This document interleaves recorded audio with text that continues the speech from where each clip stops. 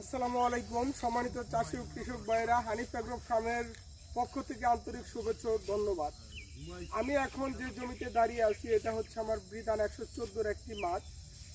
আমি ব্রিদান 114 সংগ্রহ করে বীজ উৎপাদনের জন্য মূল জমিতে আমি চারাগুলা তৈরি করে মূল জমিতে চারা রোপণ করেছি।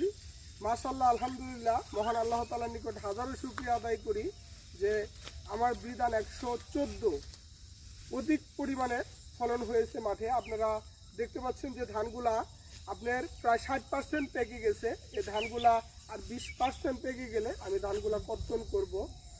তো ব্রিদান 114 একটি উচ্চ ফলনশীল ব্লাস্ট প্রতিরোধী একটি ধান।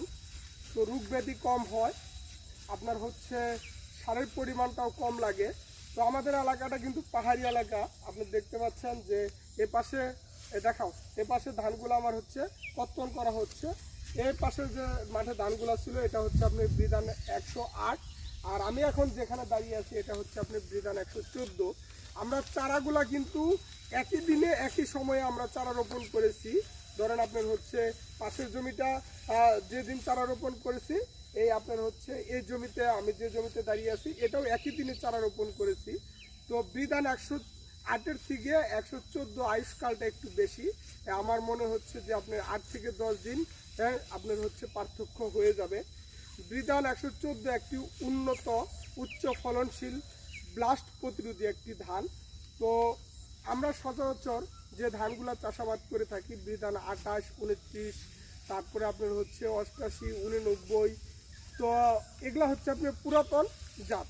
আমাদের বাংলাদেশ ধান গবেষণা ইনস্টিটিউট বৈজ্ঞানিক কর্মকর্তা স্যাররা নতুন নতুন ধানের জাতগুলা উদ্ভাবন করতেছে। তো আমি যে বীজগুলো সংগ্রহ করেছি বাংলাদেশ ধান গবেষণা ইনস্টিটিউট থেকে সংগ্রহ করে বিডার বীজ থেকে ভিত্তি বীজ উৎপাদনের জন্য আমি হচ্ছে চারাগুলা মূল জমিতে রোপণ করেছিলাম।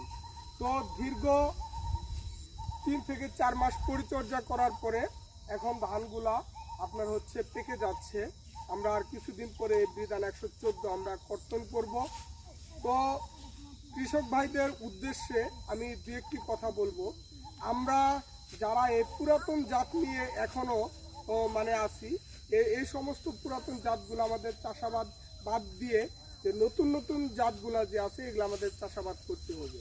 তো নতুন নতুন জাতগুলোর চাষাবাদ করার ফলে আমরা মানে কিভাবে লাভবান হব সে বিষয়টা আমি আপনাদেরকে বলতেছি। দেখেন, একটি জমিতে আপনার হচ্ছে যে জাতি আপনি চাষ করেন না কেন, আপনার হাল খরচ, তারপরে আপনার সেচ এবং হচ্ছে আপনার লেবার যে খরচ, আমাদের যে